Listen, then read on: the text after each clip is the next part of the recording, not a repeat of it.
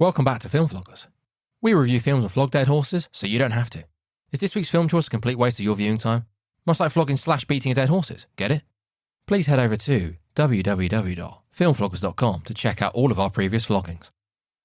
And while you're there, maybe hang out for a while, look around and vote for our next film. Click on vote, or visit www.filmfloggers.com/vote. Are you an idiot? If so, please check out our Idiot's Guide to Reviewing Us, where even a big dummy like you can leave us a red-hot review.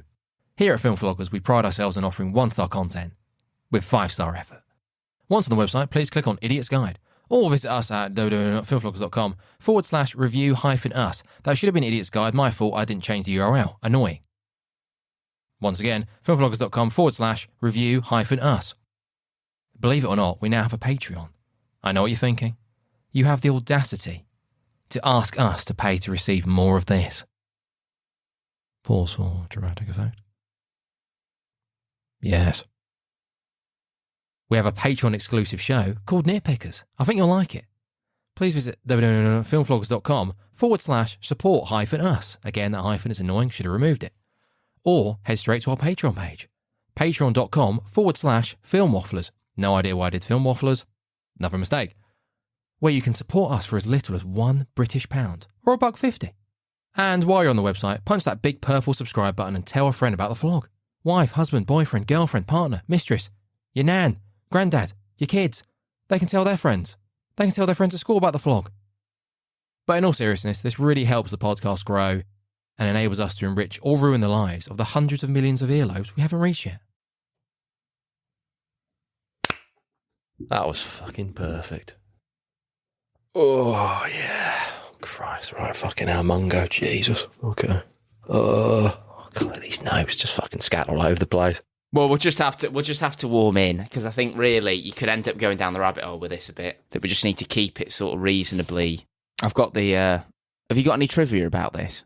Not really, no. Not really, other than like the. All right, well then we'll talk about it. What's the director's name? Joel Anderson. Well, this is it. I think this is literally it. Pretty much, like yeah. Mungo, and that's it in terms of feature films. Like that. All right, okay, right. Well, should we make a start? Do you want to kick off? Hello, everyone. All this shit. Hi, Tom. Yeah. Hello, Ben. How you doing? Yeah, good. Very good. Nice. Yeah. So this is part of the Halloween season. Yeah, it is. Yes. Yeah, Flogoween, a bit of Flogtober. Whatever you want. It's going to be part of the 31 days. Yeah. I think with this episode, we're going to have. It's just going to be maybe a middle ground. It's not going to be a 15-minute job because it deserves more than that. You can't really do this in 15 minutes. And we're trying to condense it down a little bit, so it's not going to be quite an hour, but we'll see where we go. So Lake Mungo is the film we're watching, which only really... So what is it, 2008, it's an Australian film. I only really found out about... So this is the third time I'd seen it, and I think it's the same for you. I'd just seen it, similarly to you. I've seen it sort of every 6 months for the last year and a half for some reason. Just like I've watched it with different people. But I only heard about it relatively recently, a year and a half ago, because it was on some YouTube video about, the scariest sort of non-horror films or something like that. Because in a lot of ways, it's not really a horror film as such. And I mean, it's pretty effective. Yeah, it's pretty chilling. I mean, it really is effective. It's very chilling. It's haunting. In terms of films that really genuinely gave me chills, like made me tingle, this is probably one of the biggest contenders, actually. Yeah, I can't really think of a film that's made me tingle as much as this. No, I was wobbling. I was wobbling afterwards, yeah. I was like, oh man, is Alice in the bathroom going to brush the teeth here? Oh dear. Yeah. Ugh. I mean, I was sitting on the set. I mean, like I say, this was the third time I'd seen it, so I knew what was coming, and I knew how the thing was playing out. I was dreading that final scene because I thought, you know what, like this is going to completely spook me out. I live alone in a relatively small flat, but I was really quite spooked out. And I woke up actually last night. I woke up at like 3 a.m, needing to basically have a piss. Well, I was lying there for like a good 20 minutes, just like building myself up to actually get out of bed. How pathetic is that? But genuinely, it really, I mean, the third viewing as well. It's so effective. What about, I mean, what's your experience with this kind of stuff? It's not found footage in a sense, but it's a documentary type. Documentary style, yeah. Set up with talking heads, talking to you about their experiences with Alice and their relationships and going through family and friends. We did recently Wreck, I think in the sense it's the same as Rec, for example, because I don't think there was a script as such. There was an outline of what they were going to be talking about during the interviews. I'm going to ask you a question, respond to me how you want, basically, which is effective. And the fact that this was some of the actors' first major role, I don't think it detracts from the film. If anything, it adds to it. I think I knew about the fact that none of these people were actors. I mean, that for me is just baffling because, I mean, particularly, the standouts for me are the mum and dad of this Alice girl. So, I mean, whoever they are. I mean, obviously, they don't really have any IMDb credits, but I mean, what's his name? What's the dad called? Russell, yeah, June. That sounds about right, yeah. Yeah. Well, I mean, they play it so well. Yeah. It's good because you see how each one is dealing with the aftermath of Alice dying. Russell, he digs into the office. He goes back to work, and they're like, that's how he dealt with his grief. The mum, does she go to church at some point? I think she goes a bit more doolally, doesn't she? I mean, she's sort of wandering around. Yeah, religious phase. She looks at that a little bit, and that's the point, is that they're all suffering and grieving their own way, and they're all doing different things to try and get over it. The mum in particular is suffering because of her relationship with Alice, and she feels like they didn't really have a good one. An open relationship. Yeah, like a connection you'd maybe find normally with mum and daughter. And I think it's hinted at that's kind of passed down. So from her mum and Alice's grandmother, that they had a similar relationship, and it's kind of passed down, and she was guilty because they didn't really have a good relationship. What starts playing out as we go is that everyone had a different relationship with her, but no one really knew what was going on. For someone who, she was like, 16? She's just a young girl. She had all these demons, skeletons in the closet that no one knew about. I think with this, which is quite effective, is that everything's kind of foreshadowed. You kind of know where it's going, and then 2 or 3 times there's like plot twists, I say. You're completely wrong-footed, and you're like, well, shit. I wasn't really expecting that. On the face of it, it looks like just another kind of ghost story. As you said, it's not like a conventional horror. The first maybe 10, 15 minutes, you're like, oh, this is good. But you're not expecting what you get. And that's what elevates it above. It's not horror from what else we call it. It's not, there's not really supernatural. It's like a family tragedy film. Yeah, there's elements of the supernatural and ghosts and stuff, but they don't really explore grief. The setting can be the same with a family and going through something supernatural or unsettling. But what I find really interesting, what this film explores, is the family, namely Alice, questioning their mortality. And the thing is, I don't think Alice has got much of a choice when it comes to questioning her own mortality, because she's basically seen a dead version of herself. I think also the lack of jump scares is good. There's no fucking jump scares in this, apart from maybe the one at the end, which is like, oh man, which is just some of the worst efforts. Like, oh, Jesus. Yeah. So it's not that. So it's different. It's different in many ways, but I think exploring grief and asking one's self about your death and your own mortality is just subjects that aren't really... They're explored in other films, but not in this low-budgeted... Yeah, like subgenre type horror thing. film, found footage-esque type thing. It's quite unique, I think. Yeah. I mean, all the horror basically plays out on the backdrop of the family's grief, and actually, not dissimilar to that formula almost. Well, it's not that formulaic, but that sort of that approach is Hereditary, where everything that goes wrong there starts happening as the family comes to terms with a certain chain of events that basically puts the whole family into this intense state of grief, and it's similar in this. So I think that's what really, really elevates the horror in this, because it's all set on the backdrop of like a genuine identifiable human emotion. It's not just here's this someone's died and there's a load of spooks in the house. So it's not just someone dies and they end up in a house full of ghosts. It's all kind of coming out of the family's grief. So it's definitely brought to life, I think, a bit more and made more personal by that, which makes, whenever you get the scenes which are a lot more kind of horror-esque, they really land, because you think like, oh Christ, you're kind of so invested in these people's struggles. And, like you said, every single person has a different relationship with Alice. So there's a huge amount, there's a lot of depth to the Alice character. It really hits. And I mean, it's a complete spook show. I mean, it's a complete and utter creep show. But not just a creep show. Like, I don't know whether the feeling is this combination of sadness and also like horror. We've said it's chilling, it's haunting, but it's just incredibly sad. Being as sad as it is again, really effective. The opening monologue from Alice is, she says, I feel like something bad is going to happen to me. I feel like something bad has happened to me. It hasn't reached me yet, but it's on its way and it's getting closer. And it's like, all right. Yeah. Okay. What are we doing with that? I think one of the other things with it is the scene that I think really that hits me is the bit when she's having a session. Alice is having a session with Ray, the what do you call him? The psychic, and she's talking about getting up in the middle of the night and basically standing at the foot of the parents' bed. This is obviously after she's had this premonition or whatever it is at the Lake Mungo, where she's convinced that basically she's seen her dead body and that this is a warning. And she's standing at the foot of the bed and she's realising that, what sets her off is the realisation that, her parents can't help her. You can't go to your parents for this and there's nothing they can do. And that's what makes you feel so alone. And actually, without reading into it too far, you could almost say that is, it's very similar to what happens in your life as you grow older, that you get to a point where you're hit with the realisation that, you have to basically make your own way in life. You can't look to, if something's going wrong or there's something terrible has happened, you can't look to your parents to sort it out. You have to go out into the world on your own, basically. And that's quite a daunting obviously, this is taken to it, because, she's worried about, dying. But it's that realisation, and it's so identifiable, but it's exploring all of that. It links in with death, doesn't it? When you confront death, you do it by yourself. Yeah. People die in all sorts of different ways, but even if you've got your family at your bedside and you're passing away, it's like, well... Yeah, you're on your own. It's all one good than being there, and it's like, holding your hand, but the only person who's dying is you.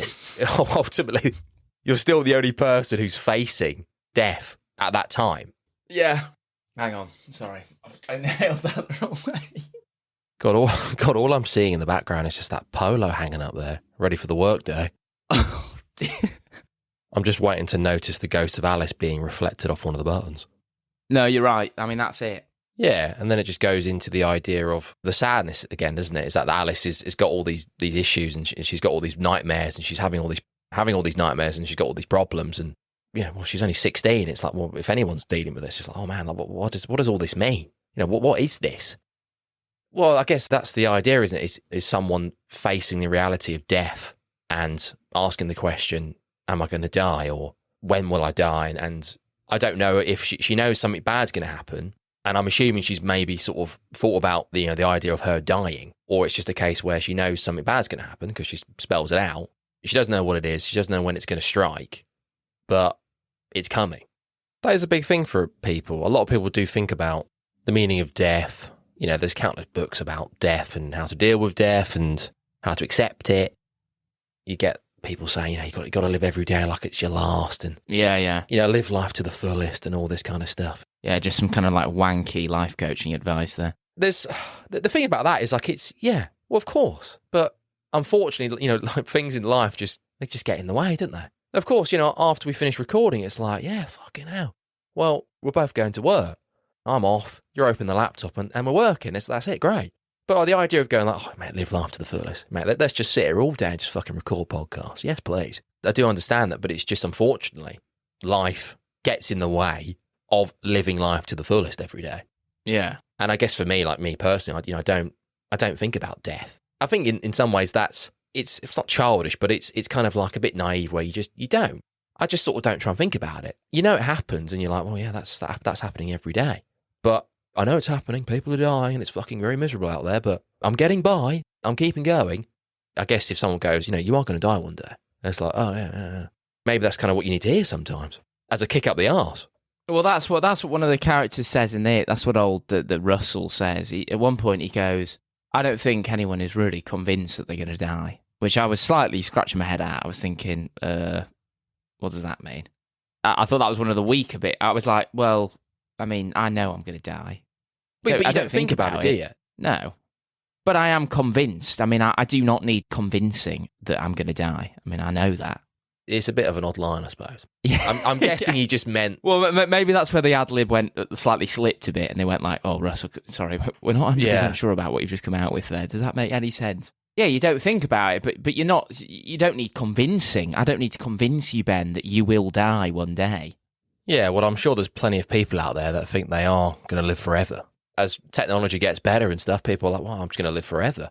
Yeah, they're just going to pump themselves full of, yeah. I don't know.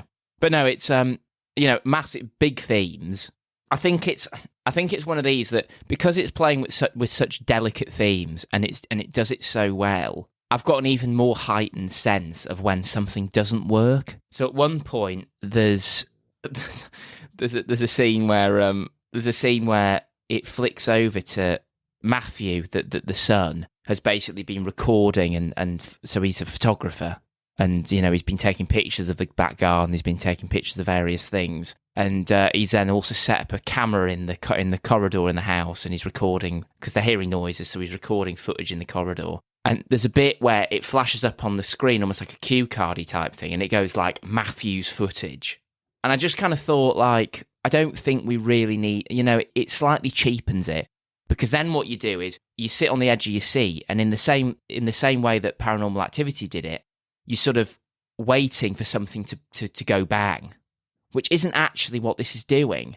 And it sets you up for a sort of, whenever the thing doesn't go bang, you're then relieved. But you don't really want to be relieved, because up until that point, before it set up that sort of punchline type thing, there was just this very steady, creeping sense of dread throughout. I guess with that, the point is, with stuff like Paranormal Activity, is that you're so used to, like, oh, here it comes the fucking jump scare. And I guess, credit to the film, you don't get it.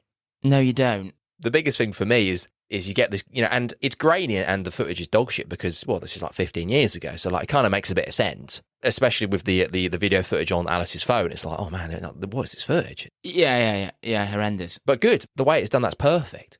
Because if this is getting shot in 2021 on a fucking iPhone 13 Pro with, a 50 gig camera, it's like, well, I can see everything. I can see fucking Alice a mile off. There she is. I know. I don't want to see it. I want to see it like a blob and go like, oh, I don't know what that is. Fuck. Yeah. Is that what I think it is? I mean, there was I don't know whether there was an element that the photographs where it zooms in and you sort of go, right, well, that photograph looks fine, looks, totally innocent, and then it zooms in to the right, and, Alice is, hanging from the fucking monkey bars. It's one of those where do you think it potentially used it a bit too much to the point where you're like, oh, well, I mean, where's she going to be now? She's going to be popping out the drain pipe. Pops out the fridge, yeah. Yeah. This is what I meant in the sense that when the dad and I think Matthew says, I think they all say it, but they go, oh, well, there's no doubt. Some of the initial pictures of when the son, Matthew, he's rigged it. And then there's like, that's really grainy and you're like, yes, it's really grainy and you're like, oh, yeah, okay, well, I'm guessing that's Alice. Yeah, it looks like someone who's got kind of long hair. The thing is, it's difficult because these ones up to this point, they're all they all turn out to be fake. Yeah, it's Alice, but it's not because it's fake. But it's just the idea of him going like, oh, well, you've got this one, and, if you zoom in, well, there's just no doubt in your mind. Well, it turns out to be Matthew. Well, no, that's still some grainy sewage, actually, I think. I'm still struggling with that. I'm seeing your point, Russell, but... But then that's the denial, isn't it? But then that's the denial thing. That's what's coming in almost at that point, is they're almost in denial. And it sets up what Matthew claims to be the reason for why he put all this crap together, was basically just to keep the thing alive, that, maybe she is in fact still around, it's still here. It's even the bit when, which again is pretty unsettling, when the mum goes, I was re-looking at the footage and, I noticed a figure squatting in Alice's room. Oh, yeah. Like, oh, it zooms in and you see this black outline. Yeah. Oh, yeah, that's terrible. And she's like, well, it's the neighbour, isn't it? I was like, oh, is it? I know. Right. So, Jesus. I'm getting it's someone, yeah. For you to say, well, it's the neighbour, yeah, no doubt in my mind. Okay. Well, there's also that, but there's also the picture that they show twice, and it's basically a picture of the corridor, and they keep zooming into, like, the mantelpiece. Yeah, I didn't get that initially. Yeah. What the hell I didn't know what we were doing with that. What are we looking at? Are we just looking at like a sort of like a squashed version of Alice on the mantelpiece? Yeah. I got it after because Matt explained that it was the reflection of her and how he did it. Well, it was reflecting off what is it, like an ornament or just a little mirror? A mirror, but how? Why would there be a mirror on a? Well, yeah, and even when he was going, well, this is how I did it. I had the TV set up and I pressed play, and obviously I reflected. I was like, I'm still not seeing this. Well, Matthew, it hasn't worked. I'm not seeing anything there apart from just some ornaments. I'm not seeing anything here, Matt. Zoom in a bit more. Still not seeing it. Yeah, I got absolutely nothing, and they showed it twice. And like the first time they show it, you sort of go, all right, well, they've showed it amongst other pictures which are undeniable. But then it referred back to it later, and I was like, that just hasn't worked whatsoever. I mean, I can't see anything there. And maybe that was the point, is that ultimately it goes into the family going like, well, there she is. The denial thing. Yeah. There's Alice. I think that is it. I mean, the only other thing is whenever, because I mean, this point where you've got the neighbours squatting in the room is quite critical for, the reasons why Alice was so secretive. You basically find, well, yeah, when we're doing a spoiler, it's always a spoiler. No, it's always a spoiler, really. Yeah. You're basically finding out that Alice was seduced by the couple next door who also had young children and ended up in this sort of orgy, which, she was obviously underage, and and this neighbour had recorded it, and Alice had stolen the recording because she didn't trust him with the tape. And then obviously this guy's thinking, Christ, well, I mean, if this gets found, we're finished. So he was in trying to get that. But it's just quite an interesting scenario where at the same point, because, I mean, he's there at the same point that Matthew has basically tried to pull the wool over everyone's eyes and go scampering across the corridor. So at that moment, you've literally got Matthew out in the corridor scampering around. And you've got the neighbour in Alice's bedroom, performing a full surge. I mean, it's a pretty lively evening. Yeah, it's just it's like you can't believe what's going on. Oh well, we've got Matthew out in the corridor. We got Thingy out in the bedroom, and Alice is busy. I mean, God knows what she's doing at this point. The irony of all this is that Alice is actually there somewhere. Obviously, all this is faked initially, but the whole point is at the end you see that she's on all these photos. She actually, if you just look to the left or you look to the right, it's like Alice waving at you. She's watching proceedings. You don't need to fake this. I am actually here. Hi. So it's mad. Yeah, I don't know how they didn't just bump into each other. I just worried that maybe by sort of halfway in or part way through them showing all this Matthews footage and announcing it in the way they do, and then showing us these pictures and zooming in and going, oh, you can see her in the ornament. I don't know whether I got to a point where I was like, oh, well, where the fuck's she going to be now? And it slightly sort of cheapened it, but I don't think it did. And I think it's because it's like I said, it's such a delicate subject matter that you are heightened. You think, oh, they can't fuck this up. Please don't do something ridiculous here. Don't have someone jumping out of the bloody, out of a shoebox, because that would really take away from everything that's been built up. But I don't know. Well, I guess the point is ultimately is that whole first part of the film is a load of shit, isn't it? That's it, isn't it? So you have to just go. So you go and sit there going, oh God, how many more fucking reveals are we going to get here? As you said, where's she going to pop up next? Christ. I know he tried to explain. It was like, well, it was his way of maybe dealing with it, but it was ultimately trying to help his mum out because she felt guilty that she didn't go out and identify the body. When you see that body getting dragged out of the lake, it's like, oh, Jesus. Even that, I don't think I've really had that much of an issue seeing dead bodies in films, and you look at that and think, oh man, there's something's gone on here. I don't know what this is. This is horrible, actually, seeing this body. Yeah, it is. It is horrible. I mean, part of it was I was also kind of looking whenever they took these photos, given that from very early on you see the body being dragged out of the lake and you see the bloated, washed out face, sort of, the face is beginning to basically sort of, well, it's heavily deformed. And I was sort of thinking, God, are these pictures, has she got that face, or is she look like Alice? Which was adding a bit of spookiness to the whole mix. I thought, well, if they zoom in and it's that face, well, this is going to be, I'm going to have I'm going to mess. I'm going to find that really, really chilling. Yeah. So there was an element of that as well. And... Mate, it's okay. The polo's unhaunted there at the moment. Well, just talking about it makes me spooks me out. I mean, I'm sitting here checking, turning around to keep an eye on things. Not many films do that. No, I'm trying to think. Absolutely not. Off the top of my head, what else really does that? There's films that leave you unsettled, and after it's finished, you're like, fucking hell, what have I just watched?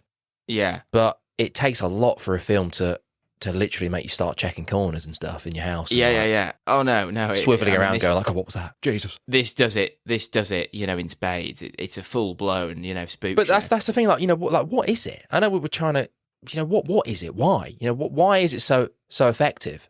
For me, the reason it's so effective is because it is the feelings that it brings up in me is a combination of chill by the horror element of what's going on, but also the sadness. So it's like a really effective drama that leaves you thinking, oh God, leaves you feeling a bit flat and a bit reflective, but also with this horror element. And I think it's the two of those that just really that stick with you. And I felt the same way with Hereditary, where particularly the scene where, the daughter dies, and it's that It's that utter horror, but really, really pinned back to a sort of identifiable, real human experience. Is the internet okay down there? Fucking hell. Oh dear. Unbelievable. What? It's fucking blown out. Are you done? Are you done? No, not yet. Hello?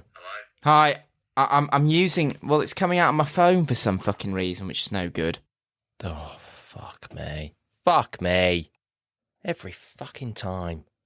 Hello? Hello. There we go.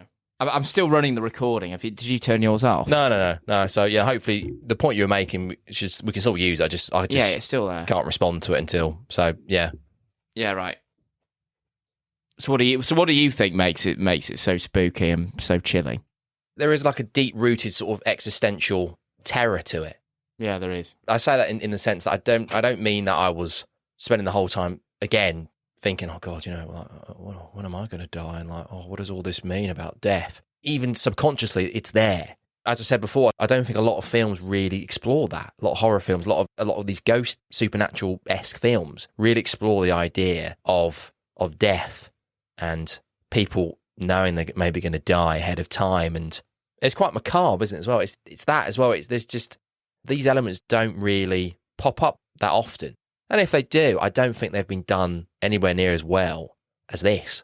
No, I agree. I mean, it's so well pulled together. I mean, it's pulled off so well. I mean, we should just talk about the sort of end. I mean, we should talk about the sort of last section where there's two kind of key things which stand out for me. Well, three. The first is obviously the reveal where the parents basically end up getting their hands on some footage that was filmed on some school trip that Alice was on at Lake Mungo. And it's obvious from one of her friend's phone's recordings that she was like distant throughout the whole night that they were at this camp and was like crying. And in the background can be seen burying all these belongings. So they go up to Lake Mungo to find what she's buried, which includes a phone. And it's when they're obviously reviewing this phone footage that you see you see the premonition that she's had, and sort of explains what she was coming to terms with. And you obviously see her walking along in the darkness, and then you just see what is effectively the premonition coming at her, which is herself having been in the water for however many days with this deformed face, and I'm getting goosebumps. Oh yeah, well, it's a spook show. I mean, it's an absolute bloody horror show. And to make matters worse, of course, they had to do this. I mean, I turned the volume down because I knew that I thought, well, I can't quite remember how this is introed. I don't know whether this thing starts shouting or something. I don't know. But if this thing starts making a lot of loud noise, I'm going to shit my pants, basically. So I turned the volume right down. Well, of course, they do it so that the phone shudders whenever it comes, and it makes like, it does almost like a bang. And, I just thank God that I had my volume turned down, because it's a chill fest. I mean, the goosebumps are, your hairs are on edge. It's unbearable. Yeah, it is. And then you see the figure in the foreground, and you're like, oh, and you maybe don't want to admit it to yourself. And I'm sure Alice was like, well, like, what is that? And it's just this like the shambling figure just approaching. You're like, oh man, well, you've got a pretty good idea of what you're about to see. I don't think I want to see it. No, you just don't want to see it, no. That just doesn't... Tom is checking his corners very regularly. I am checking, because I'm sitting basically with my back to the door. Yeah. And it's, it really is. I mean, it sounds pathetic, but it really does get you. I've just had a quick look down the stairs, just seeing Alice at the bottom of the stairs. Yeah, just keep an eye out. Yeah. And obviously it comes zooming towards the screen at one point. I mean, it's almost like they've basically got, whatever, if it's a doll or whether it's someone dressed up, they've got that in a catapult and fire it at the camera. At the last, when it's about 2 meters away, it just comes zooming into the screen. It's a horror show. Even that, that could have gone wrong. I can accept the jump scare. I think, the film had earned that it's jump customary. Scare. It earned, I agree. So you're like, yeah, let's have it. It's fine. I'm already fucking exploding. So if you want to give me the jump scare as well, okay, that's just going to finish me off. But even without it, I'd have been like, oh my God. But I think that could have gone wrong. As you said, you could have had like some screaming. You could have had like a proper like, it could have been shit. It could have been shit, easily could have been shit. And even that's handled really well. And you get a sense of exactly what was taking place. You've got this figure, you haven't got a clue what it is. Alice on this fucking grainy phone. And, well, yeah, she just fucking shits herself. And she shits herself, but she's also, again, it's upsetting. She's not there like shaking, going like, God, what was that? No, it's a combination of like terror and also grief. I said earlier that, how aware is she that she's actually going to die? She brings up that she thinks something bad's going to happen, but, does she know she's definitely going to die? This is where it's leading. I think she probably does at that point. Answering my own question, doing this symbolic sort of burial of her items, like I guess it's like effectively like a fucking pre-funeral, isn't it, effectively?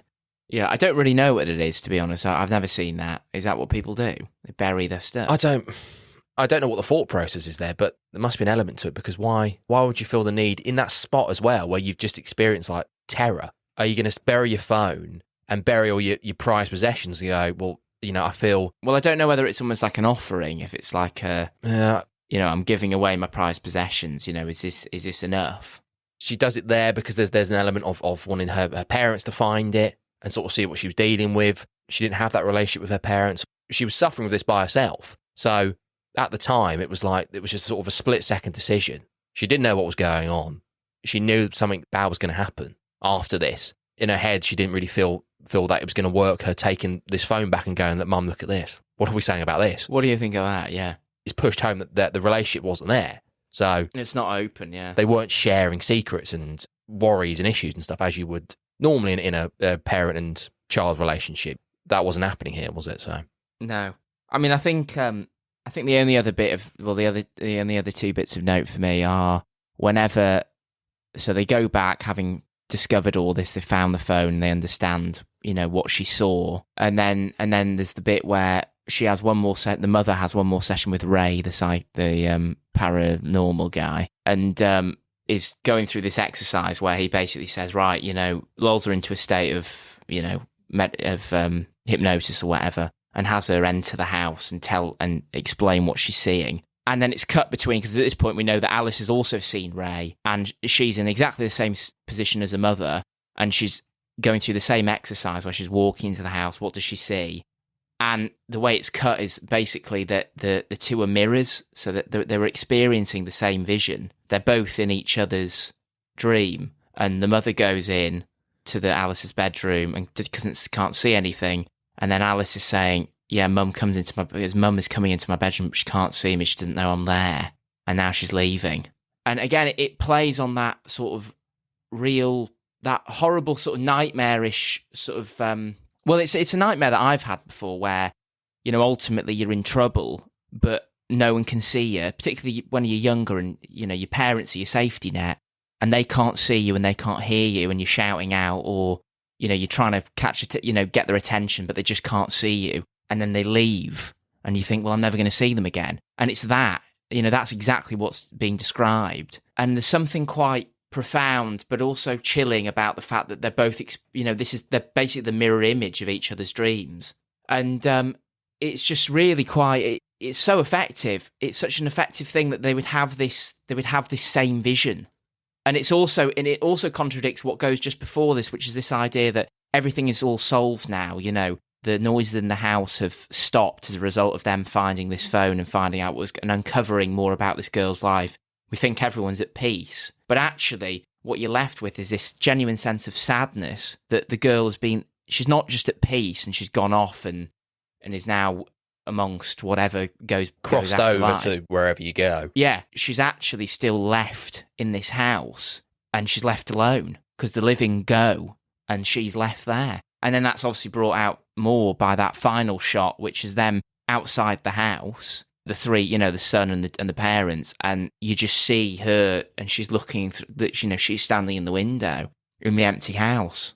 And I mean, it's an absolute, because it's not. I'm pretty sure that's Alice in the window. Yeah. Yeah, I'm pretty sure it is. I mean, it's a chiller, but it's also really sad. It's a horrible feeling because it's that nightmarish thing of my parents have gone, they've left me, and I won't see them again.